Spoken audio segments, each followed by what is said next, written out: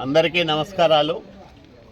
పేదల సేవలో పేరుతో ప్రతి నెల 1వ తేదీ పెద్ద ఎత్తున రాష్ట్ర వ్యాప్తంగా ఒక పండగ వాతావరణంలో సామాజిక పెన్షన్ల పంపిణీ కార్యక్రమాన్ని నిర్వహిస్తూ ఉన్నాం.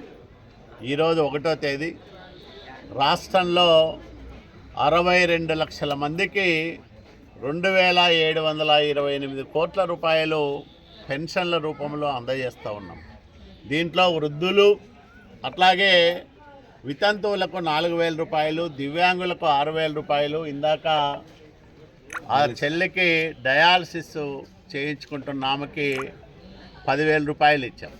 అట్లాగే పూర్తిగా మంచానికే పరిమితమైన వాళ్లకు 15,000 రూపాయలు ఇస్తూ ఉన్నాం. ఇది ఒక గొప్ప కార్యక్రమం. ఇప్పుడు ఆమెను చూసాం, భర్త చనిపోయి 10 సంవత్సరాలు అవుతుంది. అనుకోని పరిస్థితుల్లో కిడ్నీలు పాడయ్యాయి. ఈరోజు ఆమెకి వారానికి 2 సార్లు రాయదుర్గం ప్రభుత్వ ఆసుపత్రిలో ఉచితంగా డయాలసిస్ చేస్తూ ఉన్నారు.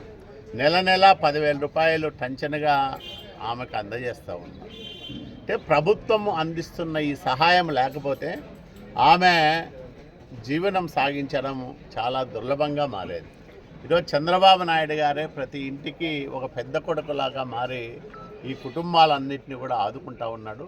ఇది ఒక గొప్ప కార్యక్రమం. ఒక్క రాయదుర్గం నియోజకవర్గంలోనే 36,762 మందికి 16,10,00,000 రూపాయలు ఈ పెన్షన్ల రూపంలో నెల అందజేస్తున్న గొప్ప ప్రభుత్వం చంద్రబాబు నాయుడు గారి నాయకత్వంలో నడుస్తున్న కూటమి ప్రభుత్వం అని చెప్పడానికి గర్వంగా ఉంది.